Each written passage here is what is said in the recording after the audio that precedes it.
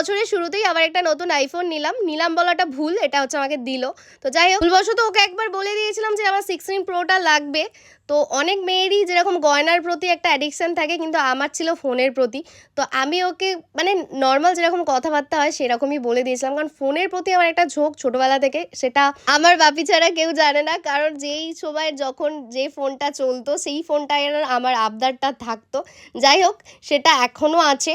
তো আমি একটা ফোন 1 বছরের বেশি সত্যি কোনোদিন ইউজ করিনি। আর যে থেকে আমি ফোন ভাঙাটা অফ করে দিয়েছি না, তো মোটামুটি ফোন 1 বছর চলে যায়। তো যাই হোক, আমার আগের আইফোনটাও 1 বছর হয়ে গিয়েছিল। তো ফাইনালি আবার একটা নিলাম।